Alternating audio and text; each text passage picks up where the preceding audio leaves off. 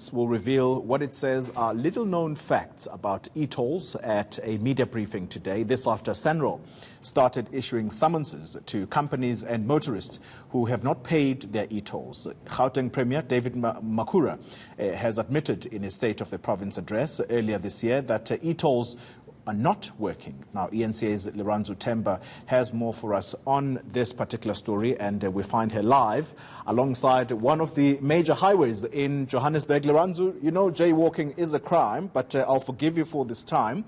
You tell me about these little-known facts that the DA is going to be telling us about. That's exactly what we're going to be finding out. Well, that's exactly what we're going to be finding out, Polly, from Sanral, who's going to be briefing us on this side of the highway.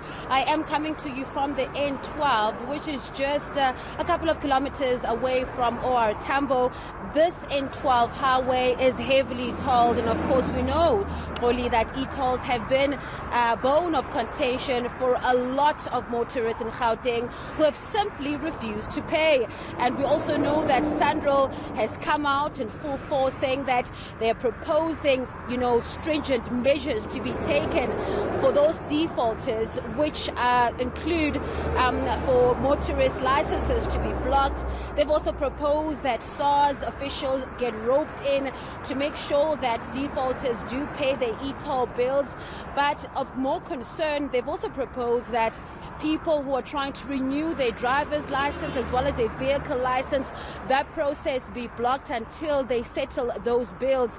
But of course, we know that there is an announcement by the president that is expected. We don't know those timeframes as yet, Pauline.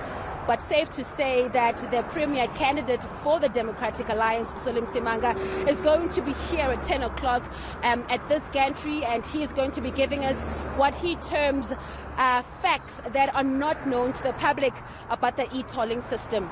Right, so it'll be interesting to hear from the DA then. Here's a trick question for you, Lirandzu.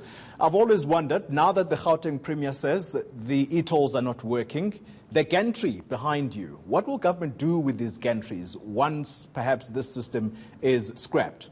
Well, Kali, if you look at the gantries, it is quite an impressive construction, if I had to put it that way. I mean, if they do get scrapped, which is something that the Democratic Alliance and other political parties, as well as unions such as COSATU, have been calling for, saying that this system is simply unaffordable, it's not workable for a lot of working class motorists who are using this very highway. So what will become of these gantries is a question that I can't answer, unfortunately.